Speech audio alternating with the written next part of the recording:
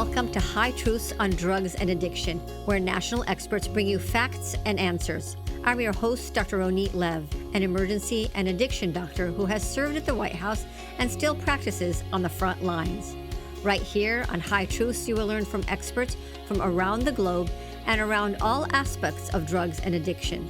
To grow this community of information and action, I hope you give us a 5-star review. Come visit me on hightruths.com to learn more about the show or download a free prescription for naloxone. Carrying naloxone for drugs is like carrying an EpiPen for allergies. Today's episode is sponsored by Families Against Fentanyl. FAF is an organization set on attacking the supply chain of deadly illicit fentanyl. To learn more, visit familiesagainstfentanyl.org and sign their petition to declare illicit fentanyl a weapon of mass destruction.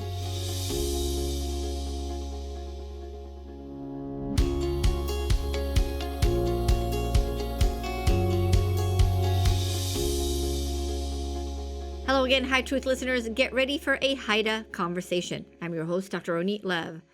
HIDTA, as in the high-intensity drug trafficking areas, a program created by the Office of National Drug Control Policy in 1988 with the goal to support federal, state, local, and tribal law enforcement efforts in areas identified as critical centers for drug trafficking. There are roughly 33 HIDTA regions across the United States, and they cooperate to disrupt and dismantle drug trafficking organizations. They establish intelligence centers for real-time information sharing, and they do much more. They have overdose response systems that bring together public health and public safety, and even invest in drug prevention and treatment. To learn more about HIDTA, I reached out to Director David King. David King was appointed Executive Director of the San Diego Imperial Valley HIDTA in 2017 after 28 years of law enforcement service. He was named by Harbor Police Peace Officer of the Year in 1995 and has extensive experience in narcotic enforcement. His expertise is leadership in working collaboratively with a large spectrum of law enforcement organizations, and I know that he goes beyond and cooperates with public health. He currently serves as an elected member of the National HIDTA Directors Association, NHDA. To learn more about Director David King, check out the High Truth show notes. I record this conversation with Director King on June 20th, 2022. Director David King, welcome back to High Truths. Thank you, Dr. Lev. Great to be here. And you know what? I pride myself that I've been going on for 5 years, and very, very rarely do I have a guest twice. And it's amazing that there's so many conversation about drugs that I don't run out of amazing people to invite to the show. And you're one of the rare people that I want to bring again, because there are new things and things that we should refresh about HIDTA and what that is. So let's start with that. Remind us, what is HIDTA? I'm honored to be here. Thank you for having me. Yeah, so start with, tell us a little bit about yourself and what is HIDTA? Well, HIDTA stands for HIDTA, High Intensity Drug Trafficking Area. It was a program created around 1992 by Congress to address then the crack cocaine epidemic and the violence that was around the country surrounding that. Today, it has grown to a $298 million federal grant program encompassing 33 HIDTA regions, all 50 states, Puerto Rico, and the Virgin Islands. Wow. And how did you get involved in that? I started my career as a local police officer, so I'll just kind of start there, kind of start at the ground and work my way up. Local police officer in 1989 here in San Diego, did that for 8 years. Fell in love with narcotic enforcement. I say that in the sense that everything on my beat pretty much revolved around alcohol and drugs. Any kind of disturbances, assaults, rapes, robberies, burglaries, disturbances were all somehow narcotic related and alcohol related. And I soon realized that that was a passion that I wanted to try to help society by somehow lessening the impact of alcohol and drugs on my community. So I was a task force officer, did that for 3 years on a federal task force Then in 1997, joined the Bureau of Narcotic Enforcement, where I spent 20 years as a special agent, ultimately special agent in charge all around Southern California in various task forces, specifically aimed at targeting methamphetamine, heroin, cocaine, later fentanyl. The last 8 years, I've been the director of the San Diego Imperial Valley HIDTA, which is only 2 counties, but we're one of 4 regions in California, high intensity drug trafficking regions, that get money from the White House, Office of National Drug Control Policy, under the Executive Office of the President. That money, that 298 million, is distributed to those 33 regions. Ours is roughly 12 million a year for the federal, state, and local agencies, prosecutors, DA's office, U.S. attorney, police chiefs, sheriffs, to determine how to best address the threat of drugs in their area. 95% of the money from ONDCP and the HIDTA program specifically has to go to law enforcement efforts. So that 36 years now of my career, roughly 33 of it has been spent in narcotic enforcement in one capacity or another. And doing a lot of good and changes despite the fact that it's never ending. It is never ending, but to me, there's no more important topic to discuss. There's no bigger threat to our country and its well-being and the well-being of our citizens and our future than the threat of addiction. Because where else can you go into a country and weaken it substantially without firing a single shot than to addict the people? And when you have roughly 100,000 people a year, which the last couple of years have been the case, over 100,000. It's going down, thankfully, because of the efforts of public health, public safety prevention. But you lose almost 100,000 people a year in a developed nation where 95% of the people that overdose don't die. And that tells you how many people are overdosing. I can't think of a more important matter to address for our overall health and well-being and our national security than the threat that drugs pose. That's right. That's why there's many people now who want fentanyl to be declared a weapon of mass destruction. And we've learned that historically, right, with the opium wars in China, that these things are weaponized. And this has been a silent, deadly killer and a way of weakening our population. Yeah, and it knows no socioeconomic boundaries. So unlike a military conflict where you have soldiers that sacrifice their life, you have civilians, everybody. It doesn't matter your socioeconomic boundaries. Drug addiction adversely impacts everybody, and with it, causes our GDP to decrease. Look at all the crime and homelessness. And I know the homeless population because here in San Diego, we're blessed to have the Substance Use Overdose Prevention Task Force. We've been on the front lines here in San Diego and Imperial County, as you know, for decades, fighting the different stages of the threat that drugs posed. For many years, we were weed and speed in San Diego, right? We were the methamphetamine manufacturing capital of the United States, practically of the world. But as we addressed the precursor chemicals, that moved south. And we've lately been dealing with the last 5-6 years, the threat of fentanyl. But it's never ending. It's like painting the Golden Gate Bridge. You go from one end to the other, and it's just a never ending endeavor because we can never let our guard down. But what I'm really proud is, like I said, like talking to you, and being on a monthly basis, sometimes a weekly basis, talking to our medical professionals, we're thinking outside the box. It's not just enforcement because we can't arrest our way out of it.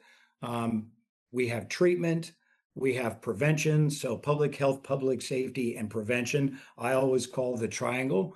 And I think that's why now we're starting to see some successes. And I'm really proud of the fact that we went from San Diego County, just over 1,309 back in 2021, unintentional overdose deaths with alcohol and drugs, to now we're in the range of about 917. So certainly much work to do, and I'm happy to do it, and I'm happy to be able to help those in law enforcement as well as public health and prevention. Yes. And you know what? I know that you love it. You know how I know you love it? Because you have a son that's following your footsteps. That's always a telltale sign that in the home you show. I mean, law enforcement is a tough, and it's, for many years people didn't want to go into that field. It was recruitment as a is was a problem, and your son looked up to you and probably wants to be like you and followed your footsteps. I mean, he is going to be much better than I was. I mean, the advances in technology and how they use social media and how they use all the equipment and advances and body worn cameras. He's a much better officer than I was. And I also have a daughter who's an intelligence analyst at the Law Enforcement Coordination Center. So there isn't an operation that goes on with what we call event deconfliction, where they don't call into the San Diego Law Enforcement Coordination Center Watch Center. So she's intricately involved as well on the intelligence side. So boots on the ground, I guess we can consider it a family business, and it makes me a very proud papa. That's great. And I relate to that too because as an emergency physician, I know that I've come home and, complained about things many times. And yet somehow it didn't deter my two daughters to go into medicine as well. And I relate to what you're saying. They're a lot better doctors than I was, in their approach and technique and everything else as well. Well, they use intelligence to their advantage. So where we as sometimes were a little bit reactive to the threat, they're extremely proactive. They use open source intelligence. The Chula Vista Police Department, I'll put in a plug for them. They have the reputation in the United States of being the most technically advanced police department in the United States. They use drones as first responders. They have live 911. So in the old days, we would get a call. What's live 911? What does that mean? Well, it's fantastic. So in the old days, when I was in patrol, you'd get a call from dispatch. There was a subject that had assaulted a victim. They were wearing whatever descriptive clothing eastbound on Harbor Drive.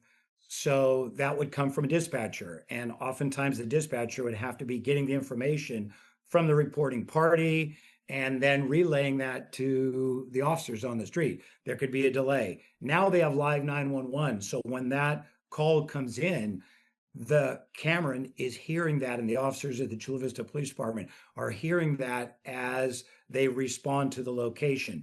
They have a computer automated dispatch. They're linked directly to go to that location. And then on certain calls that are high priority, violent calls, they launch drones. So not only are they hearing the live report from somebody who is seeing that and reporting it, and the dispatcher doesn't have to translate that. Oftentimes, prior to arriving on the scene, they have a picture of the suspect or the scene, and they can respond appropriately. So it makes it much safer for the officers and the community. It makes them much more efficient. Wow, that's great. So San Diego Imperial HIDTA, there's 33 different highways around the United States. What is specific to San Diego? I mean, we're unique, and I say this all the time. We're the #1 drug transshipment point in the United States of America. So the majority of methamphetamine, just over 60% of the methamphetamine seized on the southwest border, and we're talking about California, Arizona, New Mexico, and Texas. There are 6 southwest border HIDTAs starting in LA, San Diego. Arizona is considered one high intensity drug trafficking area. New Mexico, West Texas, and South Texas. So not only are we unique among HIDTAs, being a southwest border HIDTA, because when it was first created, all those 6 HIDTAs were one region. Now we're independent because we realize it's better to control and to have autonomy in those regions. But what sets us apart and having only 2 counties is the volume of drugs coming from, obviously, from Mexico, and the threat that we face from transnational criminal organizations. And I say that from the TCO perspective. You can call it drug trafficking organizations, whatever you want. We have a very strong Sinaloa cartel presence, and CJNG, Cartel Jalisco Nuevo Generacion, which is fighting for control of the plazas just south of San Diego, Tecate, and then into Imperial County, Calexico. So we have 6 ports of entry. Those ports of entry screen millions of people a year. We have the world's largest border crossing, land border crossing in San Ysidro.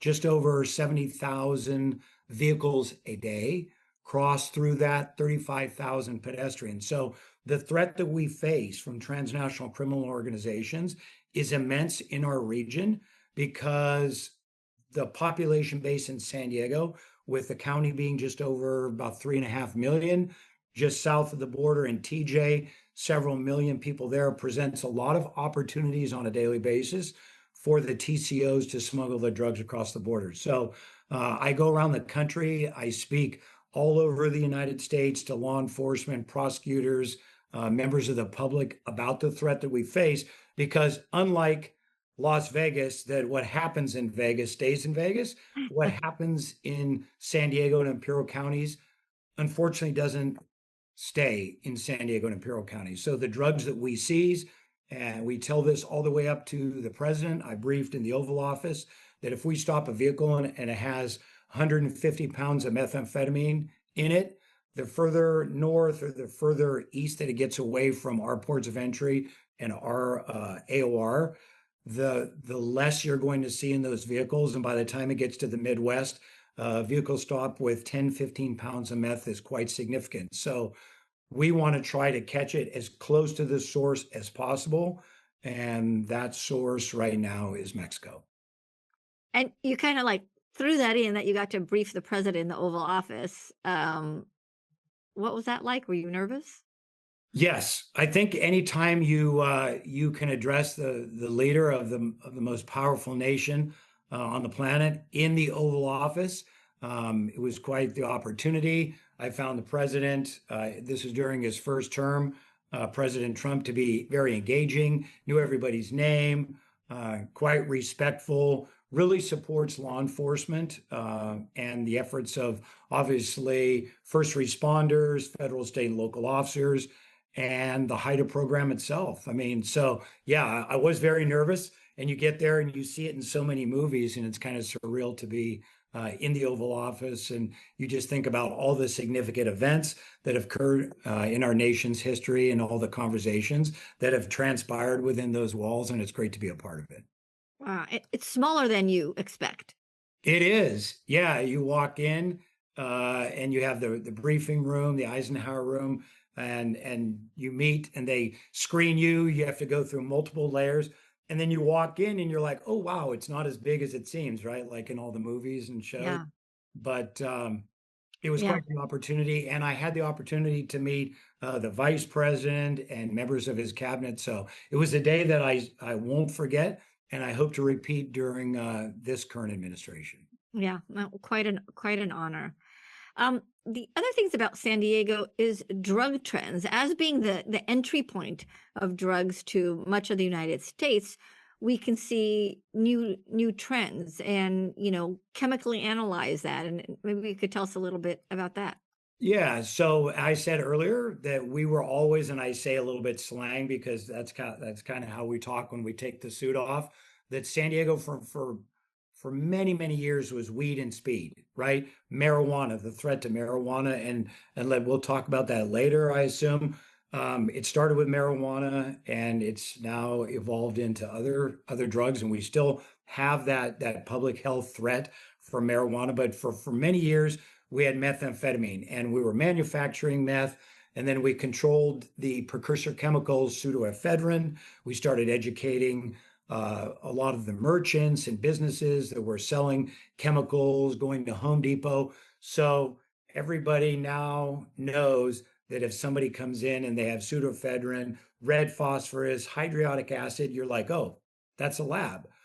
So what happened was the Mexican cartels took all that production and they moved it south of the border. So the super labs were prevalent in California, really prevalent in San Diego County in the 90s when I was a young officer. And then later with the California Department of Justice, I was a supervisor for our regional clan lab enforcement program. So that was my specialty.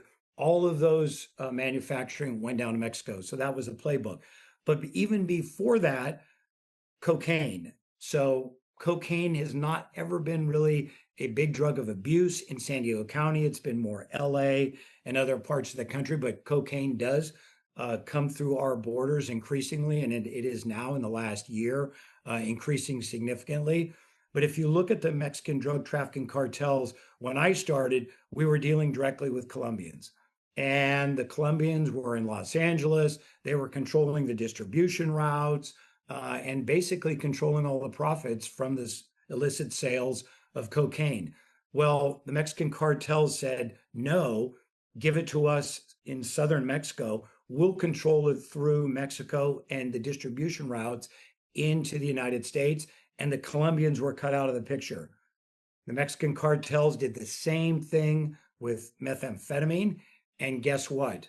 Right now, where you saw years ago a reliance on China for shipments of fentanyl into the United States, illicitly distributed fentanyl in the United States, you're now seeing that Mexico and the cartels are reaching out to chemists, and they want to control the precursor chemicals and reduce their reliance on China, which is the majority, with thousands of chemical distribution companies in China, and the vast majority are unregulated, shipping illicitly into Mexico, and then the Mexicans, the cartels, pill pressing and then controlling the distribution into the United States. So they did it with cocaine, they did it with methamphetamine, and now they're doing the exact same thing with fentanyl. And that's a huge threat, not only to our region and the state of California, but the entire United States as well,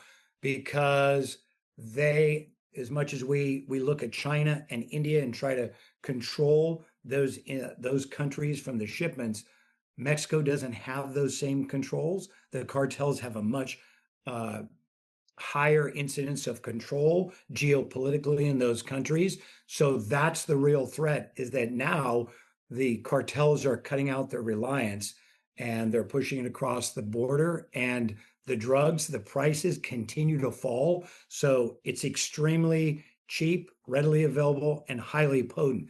And the cartel chemists have figured out a way to reconstitute methamphetamine. So there's D and L. And for your listeners, without getting too geekish and technical, the D methamphetamine is what every drug user wants. You could just say, I associate it for D for damn good. And the L would be lousy, waste, byproduct. They have figured out a way to reconstitute that L methamphetamine into D methamphetamine. And so whereas meth used to be $5,000-$6,000 per pound wholesale, we're now seeing it $500-$600 a pound, and it's 90% pure. So extremely cheap, readily available, and that makes it very difficult for the drug users, people who use drugs in our county and elsewhere, to get off it. We definitely see the horrible public health effects of that, of methamphetamine and fentanyl. And actually, methamphetamine is worse of a problem than fentanyl in San Diego, according to our drug report, medical examiner report, et cetera. Yeah, I mean, and you look at all of the societal consequences with methamphetamine, right? So the treatment modalities are few and far between, unlike with opioids, for which you're familiar with. And the aggression component for people who abuse methamphetamine. And it's a lot of our violence, a lot of our property crimes can be attributed to people, and it's highly addictive. And years ago, I mean, that's pretty much, like I said earlier, why I got into this, is because when I was on patrol, they would tell us in our lineups, hey, this store got burglarized, or these vehicles, there were like 5 break-ins, a couple auto thefts in this particular area on your beat. See what you guys can do about it. And the California Narcotics Officers Association had a training, and I want to say I started my patrol, got out of the academy in 90. In 91, I went to a class and learned the symptomology for being under the influence of a controlled substance.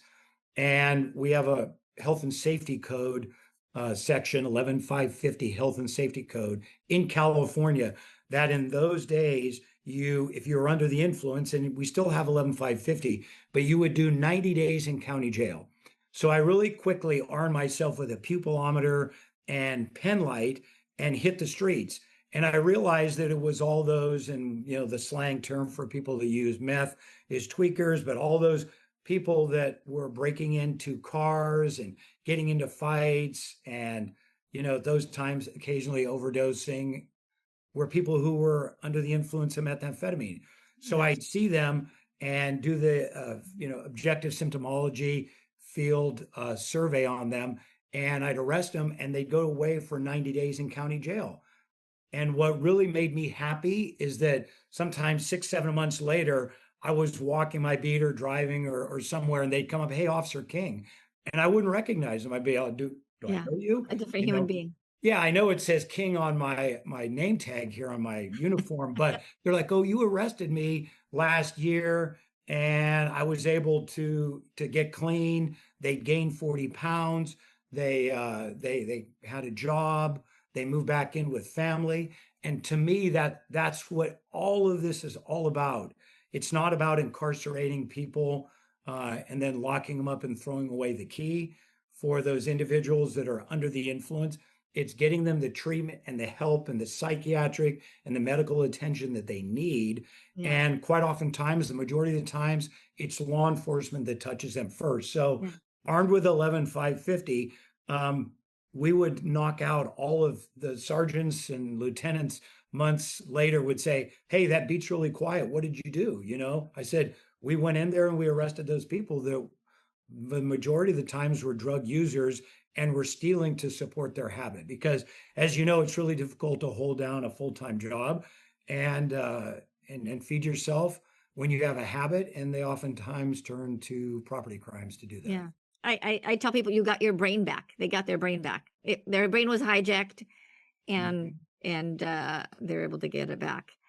Tunnels, that's something unique kind of to San Diego. I think there was recently a story about a tunnel that was found and destroyed, connecting Mexico and San Diego for the purpose of drugs. I can't. Let me ask you, what are these tunnels like? Is there an analogy between the terror tunnels in Gaza and these connections between San Diego and Mexico? Well, having personally been in the tunnels, and obviously not in Gaza, but I will say this, and here we go again, San Diego and Imperial County, we are the tunnel capital of the southwest border. And why? Two reasons. The Sinaloa cartel, Chapo, specialize in tunnels, but probably more importantly is because of our clay-like soil and composition in our geographic region is beneficial to creating those tunnels. So it's hard to have a tunnel under the Rio Grande. It's hard to tunnel into sand that caves in. It takes a lot of work. You need a population base south of the border where they can hide all of the soil that they're moving out of the ground and do so in a clandestine manner. And you also need the same north of the border. So the tunnel that was just found the other day is supported and was investigated by the Border Patrol, Homeland Security Investigations, Tunnel Task Force. So we have a task force that's HIDTA funded, where we supply equipment, of which we can't talk about, but equipment and training to those task force officers and federal agents to allow them to detect where those tunnels are. And so they're very sophisticated. This tunnel had lighting, ventilation, had a rail system where they can move human beings, they can move drugs back and forth. So the tunnels are few and far between, but very significant. And when you talk about a Are they threat, cement enforced, kind of like the nope, ones in nope, Gaza, or no, no. no? So these tunnels are all, and some of these now are fortified for training purposes with concrete. But what they do is they dig them out. They have ventilation. They put in lighting. They put in a rail system so that they can move people back and forth. And it takes a long time for a tunnel, and it's very specific engineering. So once we find a tunnel in the United States, the government will put concrete into the tunnel and fill it up. However, they don't do that in Mexico.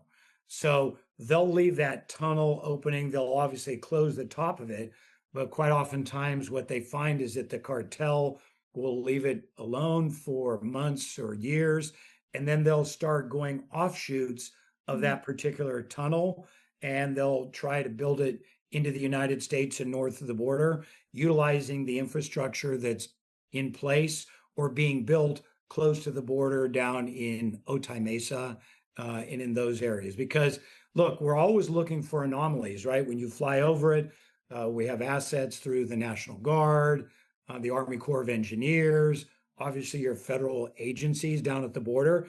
So it's hard to move that dirt out, because if you start seeing a building with dump trucks coming in and out of it, and it's a building that manufactures, let's say, uh, televisions and a maquiladora or something like that, it's that game of which one of these things is not like the other.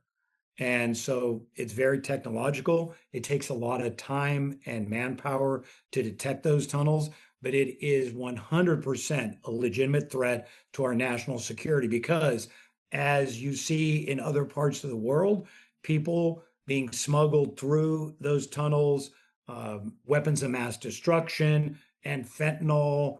And they usually will utilize those tunnels Human for, trafficking. yeah, the hardcore drugs that come through those, because as we know, marijuana is mostly cultivated here in California and outsourced, exported to other states.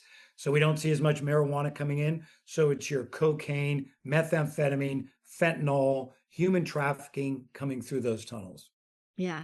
And how much binational cooperation are you seeing now? Are things better now between Mexico, United States, and and as you see it on that southwest border, more cooperation, less cooperation? Are they going to I, fill the tunnels on their end, or Well, I mean, it's a foreign country, and I will say that since this administration has come into power, I've heard from our federal agency representatives that they do, particularly the Border Patrol, they do have good working relationships with Sedena and the federal agencies in Mexico. That Mexico is now, if you look at the border, there's hardly anybody crossing from Yuma, and I'll look at our AOR because of San Diego. zero? They said zero. Zero. Illegal crossing. Lots of legal crossing every day, but zero illegal. Yeah, there was a briefing that we had a month ago where one of the Border Patrol chiefs said between Yuma, Arizona, and the Bull Ring, the ocean, which is about 165, 170 miles of border between Mexico and California, there was one crossing in a particular 24-hour period. I'm not sure who that individual was that assessed that they could cross, but there was one crossing, and it is much different than it was years ago, with thousands of individuals crossing a day. And as you know, the cartels are having to shift their tactics, right? Because I say this to everybody, whether it's in Mexico, and to answer your point from earlier, yes, I think the relationships with the authorities in Mexico have improved. They are now searching. If you look just south of the border at the port of entry in San Ysidro and Tecate, you can see that the Mexican military has set up checkpoints that are pre-primary, what we call no man's land, pre-primary, prior to getting up to the booth with Customs and Border Protection, the folks that wear blue, CBP, Office of Field Operations. The Mexicans are conducting their own searches south of the border. So we're seeing quite a reduction in methamphetamine and fentanyl seizures at our ports of entry since this administration. But getting back to what I was going to talk about earlier, so the cartels are opportunistic. They are stone cold killers, but they are savvy businessmen. And whether it's theft of petroleum, theft of agriculture, theft of electronics, goods and services, textiles, drugs, human trafficking, they're going to make a profit. So what we're seeing right now is a pivot by the cartels because they were making a lot of money smuggling people over by the thousands a day in human trafficking. And since that border is now closed, we're seeing a shift out to the Pacific Ocean. So I don't think you and I don't think a lot of people have discussed prior maritime domain awareness, which is something unique to our HIDTA. So not only do we face the subterranean threat, the threats across the border, the threats from UAS, unmanned aerial systems coming across the border, but we also face a maritime threat. And that is something that I'm currently working with the Office of National Drug Control Policy and the White House for our FY 2026 threat assessment, is that there are less incidents, but more people that are being smuggled across via the waterways. And it used to be $5,000 to $7,000 for someone to be smuggled across through a land border type scenario through the East County. And it would depend if you were from China or Russia or other parts of the world, because you had I think about 135 different countries with people that were crossing the border, and it would vary in price. But the cartels control that coming across the border. 5,000 to 7,000 for someone coming across from Mexico has now gone to 15,000 to 20,000 per person. So that's why you're seeing in the last couple months here in our area of responsibility, our AOR, that you're seeing, unfortunately, the migrant deaths with the capsizing of the pongas and the pleasure craft and people not being able to swim. You're seeing more maritime individual being smuggled across through the Pacific Ocean route. So we are constantly facing the threats as the cartels change their tactics, techniques, and procedures. Important to do and also sad. Very Yeah, sad. that human toll. Um, w- we You're seeing less crossings, and we're seeing less fentanyl deaths. Is there an association between the supply and the mortality, or not yet? Because the mortality that we're counting is like a year ago, and the seizures that we're seeing are more recent. Yeah, I think, as people's drug use behaviors, what I learned a long time ago is people's patterns change. There are generations that want to tune in, drop out, abuse psychedelics. There are generations that want to go fast and abuse cocaine and methamphetamine. There are generations that are addicted to opioids, right? And so I think with all of the prevention measures and all of the outreach, DEA's One Pill Can Kill.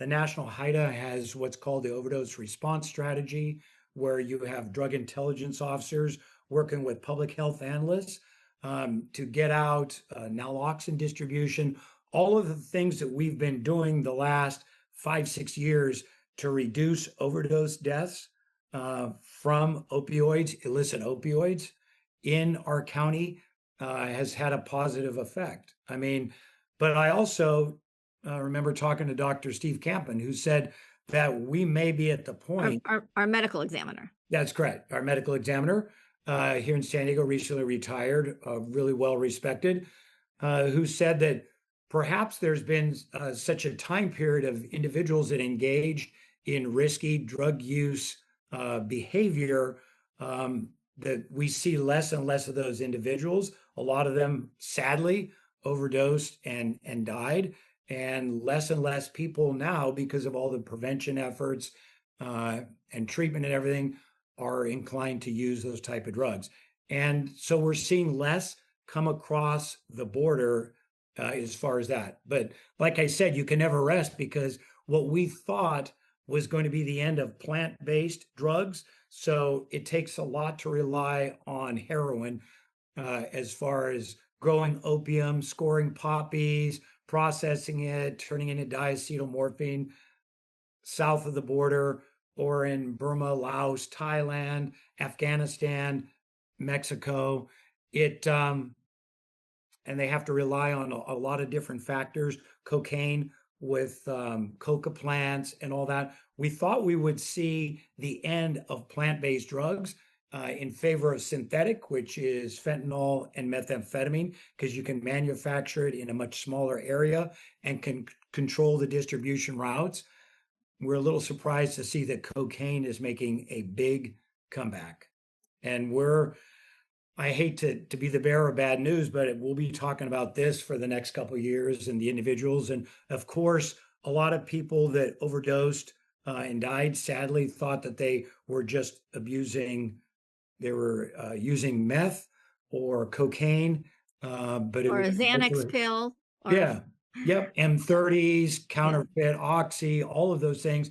And unfortunately, it was adulterated with fentanyl. So that's our biggest threat now. Other than meth, I'm going to say methamphetamine is our number one threat. Fentanyl is going to go down to number two, but cocaine is rising. Every year as a HIDTA director, we're asked our primary, secondary, tertiary drug threats. And pretty much if you look at a map of the United States, blue, I always say this because blue represents methamphetamine. The entire country 10 years ago was blue. And then we started seeing pockets of red in the Northeast, and it spread, and red is represented by fentanyl. And now we're seeing the majority of the country, except in a couple regions, is all red. You will start to see that methamphetamine is going to come back as our number one. And then perhaps in the coming years, cocaine will be our secondary threat. right. Which is, all drugs are bad, but as far as the rate of death, that could actually take us back to our baseline of what I call the good old days when opioid prescriptions were the big killer. We're still, not to that baseline. Well, look Um, at all the outreach. I mean, you're in the medical profession, and look at all the outreach and the different practices with physicians prescribing opioids. I mean, I remember having back surgery 12 years ago, and they were like, "Hey, let us know what you need." It was when you walk into the and doctor's you office, got 300 pills. the pain threshold, right? Yeah. How are you on the pain threshold? Is it a sad face, really, really sad, happy? Where are you? And I don't see that anymore. I mean, you Yeah. go in and they're like, We you know what? we we uh we went to safe prescribing, right? There's a rule for opioids, and if you have back surgery, you want opioids and you deserve them. That's what they're for, but not 300 pills. Um, right. So yeah, we fixed that, and then we got a worse problem with fentanyl. I would predict it, and I don't know if I'm right or wrong, but that if we get on the supply side to the extent that President Trump wants to, with shutting off the supply of fentanyl, especially, that the deaths of overdoses will come down a lot more dramatically. Um, I mean, nothing is zero because, like you said, we'll have cocaine, we'll have other things, other problems, but a lot of people died of fentanyl that were not addicted to opioids. They were tricked. They were poisoned. When we see thousands of pounds of fentanyl, we look at that. I mean, and you look at microgram quantities that can be lethal to individuals, and you see thousands of pounds that you seize on an annual basis. We look at all of that and say those are lives saved. That is the end goal for everybody that's in narcotic law enforcement, federal, state, local, in the United States, your prosecutors, is reducing those overdose deaths, reducing the availability of the supply, right?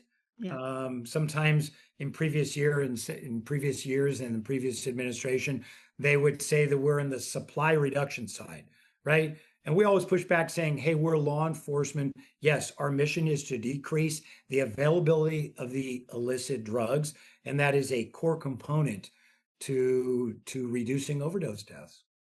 Right. And, like you mentioned earlier, people say the war on drugs has failed and you won't arrest our way out of it. And, I don't know about the war on drugs. Like, what does that mean? We should be against drugs. I don't know if you want to call it a war. But we also won't naloxone our way out. We won't treat our way out. But we can educate and prevent our way out. And I'm always amazed by how much law enforcement invests in prevention. And that's another HIDTA program I want you to show off about. We have been on the cutting edge we're of the 33 HIDTAs, we're one of the original HIDTA for prevention. We have great folks.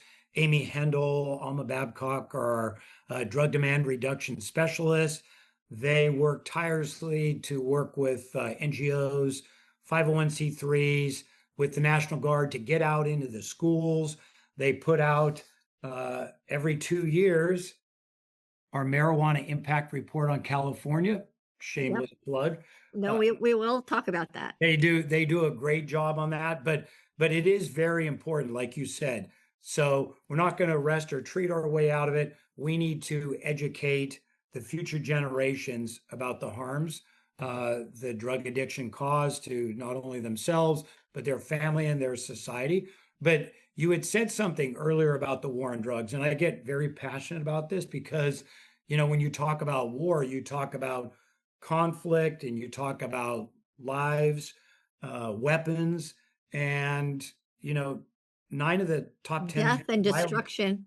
9 of the top 10 most violent cities in the world are in Mexico. And for, Tijuana is right up there. San Diego County will have maybe 35 homicides. San Diego City will have 35 homicides. The county is very low as a whole, maybe 65, 70 this year. Whereas Tijuana will have 1,700 to 1,800 homicides. So, and you look at the weapons, we recently got a report because DEA and the San Diego County Sheriff's Department are starting marijuana enforcement operations, working together to try to target the illegal grows, and they've been doing a good job. But last in FY24, there were 90 weapons, 90 firearms seized in grow sites. Increasingly, what we're seeing on the streets are weapons. So I take it personally when people say, oh, it's not a war on drugs, because the cartels are armed and they're killing people at record numbers south of the border. The individuals that traffic drugs are armed. The individuals that operate safe houses and stash houses are armed. The gang members that traffic into the communities in smaller quantities are armed. We're seeing a proliferation of privately manufactured firearms. The HIDTA funds what's called the Ghost Gun Apprehension Team, which is alcohol, tobacco, firearms, led by the San Diego Police Department. So federal, state, and local agencies working together to address a certain crime. So we're seeing a lot of weapons and we see violence associated with it. So I'm going to come out and say, because you give me the latitude to do so, and that's why I go on this podcast, you're damn right it's a war on drugs. And I'm not going to back away from that because law enforcement officers are sacrificing their lives. And we're seeing violence against police, sometimes at record numbers. So, yeah, we have to be armed because the cartel's armed. We didn't ask for this fight. They're bringing the drugs across, and to control their shipments, their profit, and their territories, they're increasingly armed and violent to do so. It's interesting. I did a podcast with Twen Votan, who is an anthropologist, author, photographer. And if you see his pictures, the pictures that he takes of, the drugs and people addicted to drugs in areas in the Tenderloin where people are using drugs, and you see pictures of Sudan and areas of war and conflict, there's a lot of similarities too in the human toll and the pictures. And to me, and I'm going to say it, and I've said it to everybody around the country, if you look at what California has done, and it started with Prop 215 in 1996 with medical marijuana, and went to Prop 47, which reduced possession of personal amounts of methamphetamine, cocaine, heroin, and fentanyl to misdemeanors, and the normalization of drug usage in the state of California. And you look at where we are now with on a weekly basis with ODMAP, the Overdose Detection Mapping Application Program, which the HIDTA supports all over the United States. We're seeing over 5,000 overdoses in the state of California on a weekly basis. And I know less people are dying from it, but you really look at the consequences of those laws, like Prop 47, which raised the property value to $950 for theft, and you started to see mass amounts of retail theft. You go into our cities and you see individuals smoking fentanyl, smoking methamphetamine, shooting meth on the streets, laying there in their own feces, and it's really sad. And Yeah, very that never third occurred. world. Yeah. It made parts of California look like a third world. And Dr. Lev, that never occurred. And I want to say, people say, oh, you want the good old days. You're damn right I want the good old days, because when I was on patrol, remember, armed with my pupilometer and my little pen light, I would be able to go down there and see an individual that was, hiding in a bathroom, walk in, see him doing drugs. They may have had a small amount on them, but that was a felony. And they would be booked into county jail. And once they were booked into county jail, they were then evaluated medically, they were given treatment. And it wasn't just about throwing them in jail, it was getting them the services to allow them to get off the street and get back off their feet. And prior to the voters overwhelmingly by 68% approving and passing Prop 36 to again make, and with certain restrictions, your third arrest for possession of methamphetamine, cocaine, heroin, fentanyl into a felony, you're starting to see people that are now being prosecuted, being held accountable, and they're going to get the help instead of getting a ticket. So my son Cameron said that for the first couple of years in his patrol, a lot of folks were just getting tickets for possession of fentanyl. Over and over, they were getting tickets. And then later, they would find that same individual dead of an overdose, apparent overdose, and that individual had been cited multiple times or contacted multiple Right. times with no citation, and nothing ever happened. Not having deterrence is not compassionate. People think, oh, it's just a ticket. Is it? It's not compassionate to have that person dead. Having deterrence, it can be compassionate. And I think people have misplaced compassion, which is actually cruel, by allowing drug use and saying that it's okay. You're killing people, and that's not compassion. And I think the fix, Prop 36, is a fix to the Prop 47 that kind of allowed, theft repeatedly up to $950. It's like, if it wasn't more than that, then oh well, why bother? And as a physician, I just saw open drug carry. People used to like hide their drugs, and now they like openly carry their baggies wherever they want on their body because it's not a big deal. And now I think we have a compassionate fix to that with Prop 36 that opened up drug courts that we couldn't really have in California, and incentivizing people to get treatment. And it's a deterrence. Having deterrence for bad things is a good thing. Yeah, I mean, drug abuse adversely impacts at a higher rate your homeless population. We recently, just last week, as a matter of fact, had the Substance Use Overdose Prevention Task Force, SUOPT preliminary report card, and it really is disproportionate as far as the adverse impacts of drug use on the homeless population. So we have, in my estimation, the best district attorney in the United States of America, in Summer Stephan. She's amazing. She's compassionate, but firm but fair. I would characterize her. The prosecutions for drug possession, minor drug possession, has increased obviously since Prop 36 passed and went into effect late December. And in my estimation, a lot of those people are now getting the help that they so desperately need, and not being overlooked anymore. I don't fault anybody for going out and doing what they had to do. Dr. Rahul Gupta, who was the previous director of ONDCP under the Biden administration, one of the things I particularly agreed with him on is he said this: if you're in law enforcement, be the best at doing that and supply reduction. If you're in the medical profession, be the best at treating your patients and providing all of the substance use disorder medication. If you're in education prevention, do that. Everybody has to do what they have to do to try to get through this. But I felt that in California particularly, and in Oregon, if you look at the laws in Oregon as well, Oregon had a law, and I think it was well intended, that their legislature had to walk back last year, which basically decriminalized drug possession. They saw I thought it was a mistake from the start because they promised treatment, but it really was never treatment. They promised screening that you have a problem. What does that do without? Yeah, and people aren't able to rationalize their addiction. Like, you know what?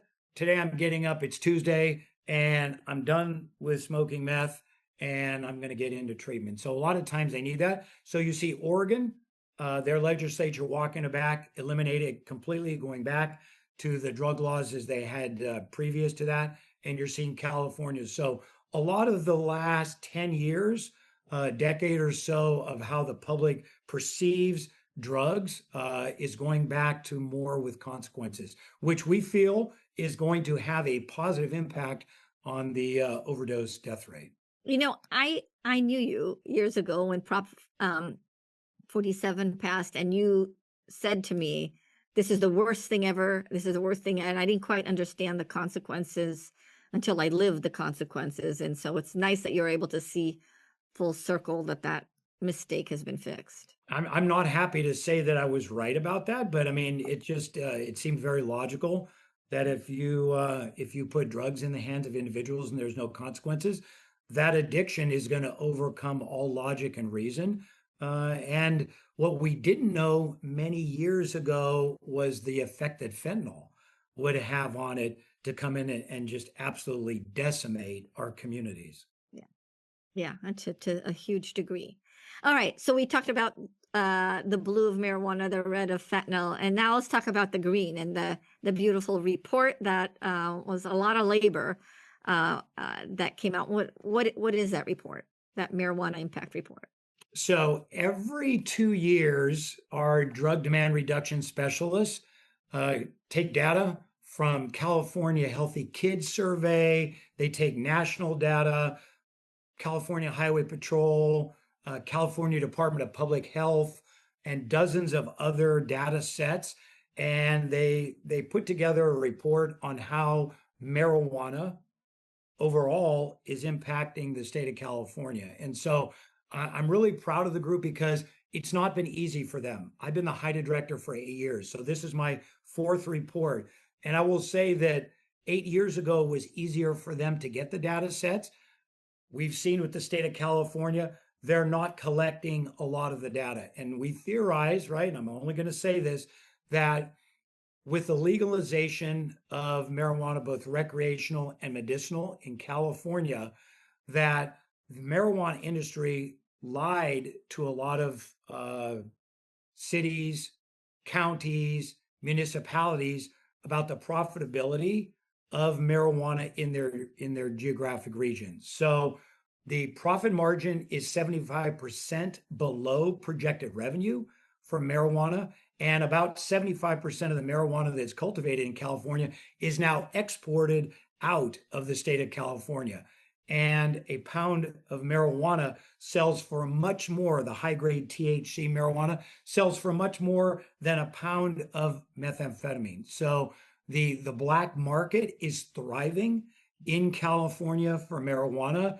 And we were all led to believe that once marijuana was legalized, the vast majority of users would go to dispensaries, legal dispensaries, pay the taxes, be down the road. And we've not seen that because, and we said this, and hate to be right, but why would somebody go to a dispensary and purchase marijuana for a much higher rate than they could go to the black market and purchase it without any fear of being prosecuted for it? So, with all the marijuana laws, you see a lot of jury nullification with individuals that are on juries. If somebody had 1,000 pounds of marijuana, the folks on the jury are like, well, it's legal in California, which it is. So prosecutors on the federal side and at the DA's office and for the Attorney General's office have immense difficulty prosecuting illegal marijuana cases. So that's why you're seeing the sheriff's department, who for years has led the efforts in the county to dismantle your illicit, unlicensed dispensaries, because it's really hard to tell what's licensed and unlicensed when you're the consumer. You walk in, it's got the green sign, and it looks like a legitimate place, and it's not, and they close it down. But remember this, it's all about profits. Everything we're talking about, whether it's marijuana, meth, coke, heroin, fentanyl, counterfeit oxy, Xanax, it's all about profits, and the illegal drug market is thriving. But I wanted to bring some stats to you, and I never like reading stats, but to me, this is what sticks out from the Yeah. marijuana report because they do an executive summary. You see that the THC content, which is a psychoactive tetrahydrocannabinol, psychoactive ingredient marijuana, used to be 4% in 95. It's now 16%, which is an increase of 308%. So the marijuana that people in our age, 50s, 60s, late 40s and up said, oh, it's just weed, right? A lot of people did that. It was 2 to 3%. Wrong. It's now 16% on average. And that's just the flower. The edibles could be like, and the waxes could be 99%. Oh, yeah. When you're talking concentrated cannabis, Yeah. BHO, butane, honey oil, 95%. So, but the sad thing is from 2017 to 2022, past month marijuana vaping more than doubled among college and non-college students. And individuals 12 and older continue to have a higher rate of past month use of marijuana from 2015 to 2023. So there are some really devastating impacts of marijuana in our state. So we see it. A lot of people are driving under the influence, which has devastating consequences to all of us because there's not one of us that Yeah. doesn't get into our cars and get on the roads on a daily basis. Deadly consequences, right? And unfortunately, we're not, going after that or testing for it like we should be. I always said this as far as marijuana use, when people smell marijuana in California, in a public setting, they're like, oh yeah, you smell that weed, whatever. Some people chuckle, laugh it off, whatever, like, whoa, bro. When somebody lights up a cigarette in California and you can smell the smoke from a cigarette tobacco, people are like, get it out of here. I'm going to get cancer. Get out of here. My lungs are impacted. I know. And Yeah. that same That's the visceral education reaction. we had, right? Yeah, yeah. Right. And But like, why is it okay that I'm having, ice cream cones with my little grandkids and we're smelling that and that's okay? correct. And you look at the way And there are that secondhand effects of cannabis smoke too. and that's in your area, that's in your wheelhouse, right? I mean, Yeah. we've always said that. Why would you want those carcinogens from smoking marijuana if you don't want cigarettes? If cigarettes are so harmful, why isn't marijuana smoking just as harmful as well? But it's sad because marijuana use by 18 to 25-year-olds has now surpassed their use of cigarettes. So more people are smoking marijuana in California between the ages of 18 and 25 than are smoking. Good news that smoking's decreasing. Glad to see that. Glad to see all the outreach, but would love to see more campaign and outreach for young individuals who smoke marijuana in California. Right. To protect their brain. And the other thing in the report, and I thank you for that, is the suicide data that you added that we don't have that data, sadly, statewide, because the state's not collecting the data, but we've seen that the number one drug for people who died by suicide under the age of 25 was marijuana, higher than alcohol or anything else. And I hear a lot of people say they treat it to calm their nerves, they have depression, and they smoke that. And I tell them that marijuana can be a combination of all drugs. It can be a stimulant. It can have effects like an opioid. It is certainly a hallucinogenic, right? And so it's very dangerous in the fact that it can give the user all of that symptomology. Right. And risk of psychosis. And, like we know, not everybody who smokes cigarettes is going to get cancer, but it's a risk factor. Not everybody who uses marijuana is going to get psychosis, but it's a risk factor, especially to the young, growing, vulnerable brain. Yeah, and you have higher incidence of abuse of cocaine, methamphetamine, fentanyl, prescription drugs of individuals that smoke marijuana. I can tell you this definitively, Dr. Lev, that I never met anybody who was abusing drugs in my 35 years that started their first drug use with Just snorting weed. cocaine Yeah, it's or always just smoking meth all right. or fentanyl. It always, everybody, to a man, a woman, people, under juveniles, under the age of 18, started with marijuana. Yeah, definitely a gateway by and it makes sense with the dopamine priming of the brain at that young age. Seizures, marijuana seizures. So marijuana is legal in California. So what's the deal with all these seizures and reports of record number of seizures of marijuana? Why are there seizures if marijuana is legal? Well, because what we're seizing is illicitly grown marijuana. So we didn't even talk about that, but there in looking 24, the sheriff's department seized 2,540 pounds of processed marijuana in fiscal year 24, and they are on path to almost double that in FY 25 as of April 28. So what you're seeing is foreign nationals, particularly Chinese criminal organizations that are coming in and they're exposing the laws to their advantage, that the prosecutions are few and far between. They have illegal grow houses.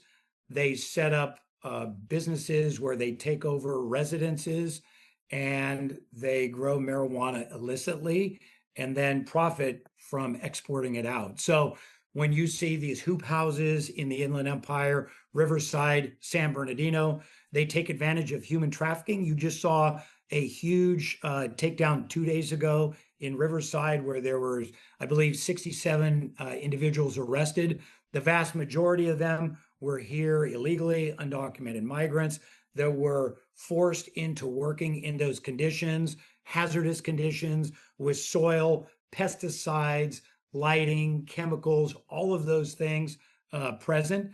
But they take advantage of the fact that they buy cheap acreage and they set up these grow sites and they harvest and they export the marijuana to other parts of the country where you're seeing 25%, 16 to 25% off the vine. And they're making enormous profits from that. And like I said before, with the 90 weapons that were seized in San Diego County alone in FY24, you're seeing that these are dangerous individuals, armed and ready to protect their supply.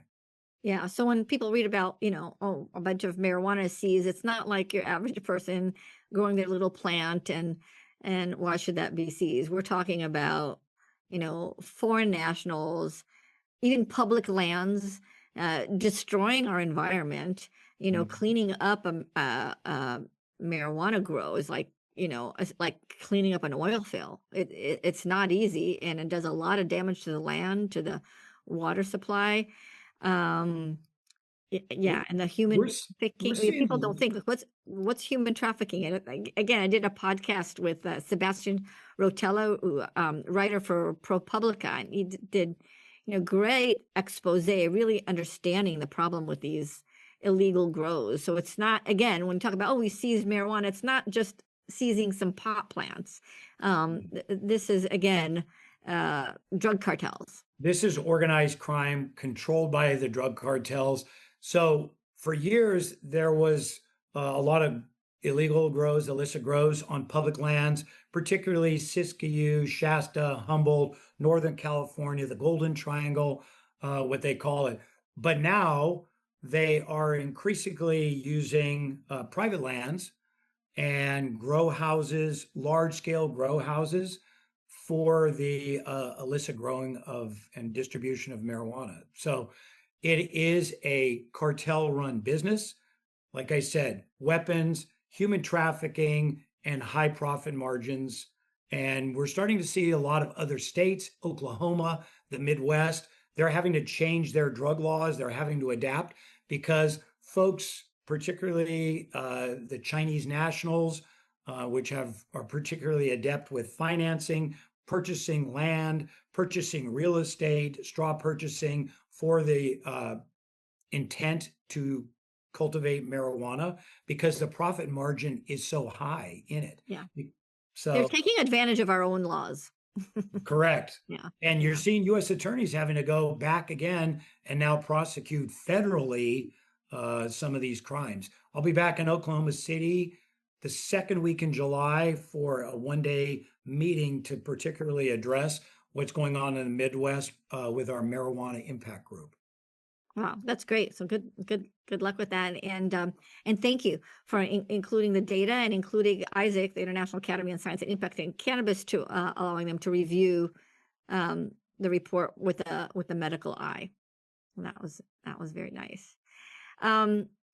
You work closely with the Office of National Drug Control Policy, with our future drug czar, who will be starting any day now, Director Sarah Carter. What would your advice be to her starting her job? What is it she need to know? Any advice of what she should be reading? Well, I had the opportunity to meet with Director, I should say, nominated Director Carter in Texas last month. She's extremely engaged. We were all very impressed with her enthusiasm and her passion. I think to be the director of the Office of National Drug Control Policy, we've gotten away from using the term as our drug czar, but she will be the face of our nation's drug threat. She will be the face to reduce overdose deaths. She will be the face of the administration dealing with all of the cartels and saving lives. So I was really, really happy that she was so engaged. This isn't her first rodeo. When she was a correspondent with Fox News, she covered a lot of cartel related activity from Mexico, from other parts of the world. She received an award from Jim Carroll, who under President Trump's first administration was the director of ONDCP because of her work. So she's very passionate about that. She advocates for the HIDTA program. I will say this, that we just recently learned from the president's budget that they recommended a $102 million decrease to the FY26 budget for the HIDTA program. But I'm very confident with all of our congressional outreach on both sides of the aisle that the HIDTA program, with the 30 years of proven record with targeting the cartels and keeping our communities safe, that we won't sustain any of those cuts. The next couple of weeks will be really critical with markups in the House appropriations committees. But to Sarah Carter, we stand committed and we stand behind her. The 33 directors and deputy directors, she has an impact on all of our communities everywhere in the United States. And I think she's going to be a very passionate and competent leader of that, because when you have compassion for individuals and real life experience, of which all of us do in fighting this war on drugs, I think once you bring that and you convey that message and you organize and you're able to, and that's the good thing about the HIDTA program, you're taking federal money and you're bringing it into geographic regions for those experts to determine how best to address the threat. And I think she really understands that, and she is going to foster that relationship with our federal, state, and local law enforcement partners. She understands how we distribute intelligence, because a big part of the HIDTA program is so local agencies, state agencies, and federal agencies don't exist in silos. We bring them together for the betterment of narcotic enforcement and public safety. And she understands how important the intelligence component is, the prevention, treatment component, and certainly the enforcement component. So I can't wait for her to come on board. We've been honored for the last three directors of ONDCP to host them here at the San Diego Imperial Valley HIDTA. Our federal, state, and local partners do a great job of putting them into tunnels, taking them out on the Pacific Ocean, taking them up oftentimes in National Guard, Black Hawk helicopters to see what's south of the border to get a better perspective of the threat that we face with all the individuals crossing the border. So hopefully in the next couple months after confirmation, Director Carter, Acting Director Carter, will visit our AOR and Dr. Lev. We'd be honored if you would escort her and do the briefing like you did years ago for Director Carroll and what's going on with the medical community. Yeah, I was very happy that Director Carroll, I said doctor, when he came into office, San Diego was his very first place that he came to visit. So, yeah, and that was a special visit. I'm sure we'll do the same thing for Director Carroll. And do you have any fear that HIDTA program and the drug-free community program will be doged? That there was the talk about moving those offices out of ONDCP and into Department of Justice. So what are your thoughts about that? Well, I mean, I don't want to say threat, but the possibility is there. But I will say this, that being under ONDCP, like I said, with them providing oversight of the program and allowing autonomy, that our Senate and House members all realize that that's important to their geographic regions, taking that federal money. So I don't fear any Doge, because if you look at the president's priorities and the Office of National Drug Control priorities, they're exactly in sync with reducing the supply, reducing overdose deaths. Those are the things that this program was built to do, and those are the things that we are doing. And we're having measurable outcomes in the decrease in overdose deaths and the increase in interdicting supplies all over the United States of illicit drugs. So we are geared toward, like I said, 95% of our funding is law enforcement. And the vast majority of our funding, 98% in my HIDTA of that federal money, goes to state and local agencies. That's really important. So you look at the La Mesa Police Department, you look at the El Centro Police Department, Imperial, some of the smaller agencies, not just San Diego PD, San Diego County Sheriffs that have roughly 2,000 officers and deputies assigned to both, but the smaller agencies are allowed to be force multipliers and not just have drugs come into their city, but to be proactive and to go out and to target transnational criminal organizations because they're part of these task forces. So you have Escondido Police Department that works with a fentanyl abatement suppression team. They're able to go into these task forces and have positive impacts in their community at arresting these cartel members, drug traffickers, and gang members that are moving the drugs into the communities and killing people. And that's the benefit of the HIDTA program. And I think that anybody that would see that, including Doge or anybody in Washington, D.C., realizes that we all live in communities. People look at Washington, D.C. as separate, but those folks have to go back to their communities in Maryland, the District of Columbia, in Virginia, and HIDTA exists in those states as well. So I'm excited for the future of it. I know that there are budget cuts, but we feel we're going to do well in that area. I'm always amazed about how much, and you say like 98% goes into law enforcement, but how much public health law enforcement is involved in.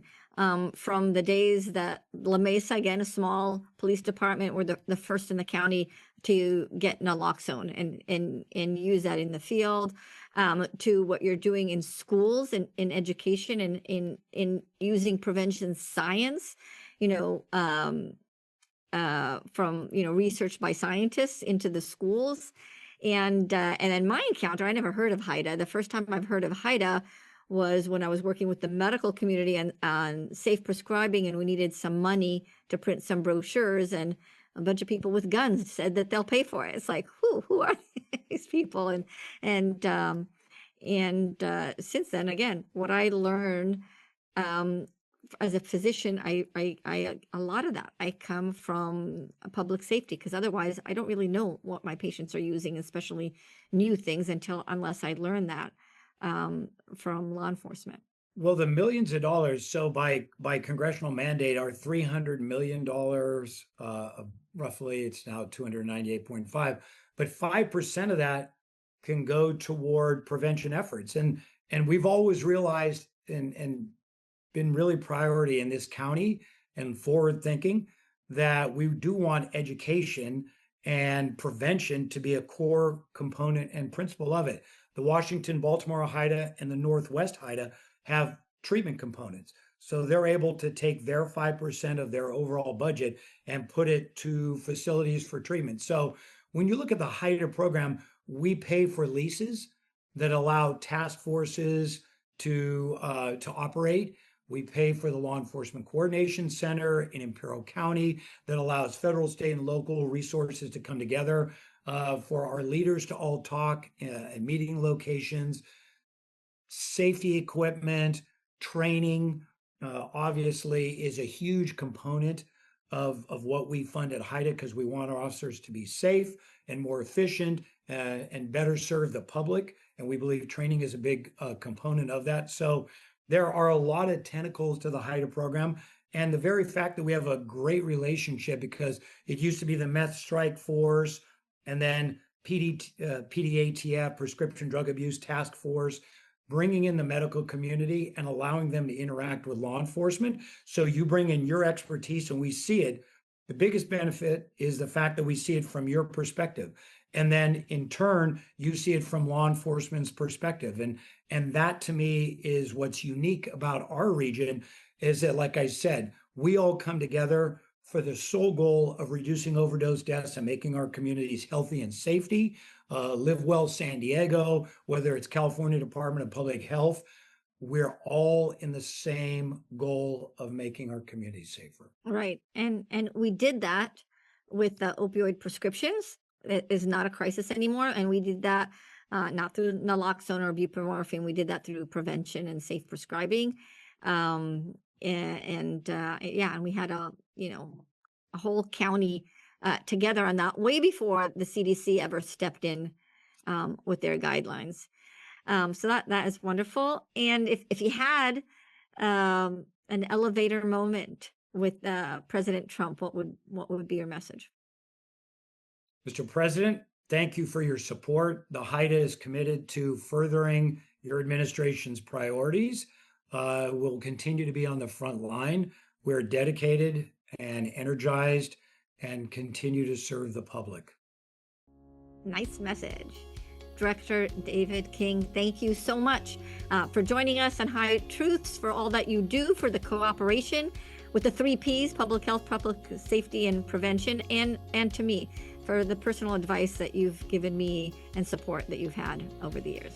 Dr. Lev, you are our hero. You're a champion. We respect you immensely because you tell the truth, whether you think it'll benefit you or not. And we look forward to standing shoulder to shoulder with you and reducing overdose deaths in our county, the state of California, and across the United States of America. So thank you on behalf of everybody in public safety, the National HIDTA program, because you are quite a treasure. We're selfish and we say, hey, she came from San Diego because you have a national reputation. The HIDTA directors think of you as quite a resource and a treasure. So thank you to you and to all your listeners. Thank you for listening to High Truths on Drugs and Addiction, where you learn from experts from around the globe and around all aspects of drugs and addiction. This week's episode would not be possible without the generous support of our sponsor. A sincere and warm thank you to FAF, Families Against Fentanyl. Visit familiesagainstfentanyl.org to learn more. High Truths producer is Dave Rivas from Davey Boy Productions. I am your host, Dr. Ronit Lev. We hope we brought your day a little bit more High Truths.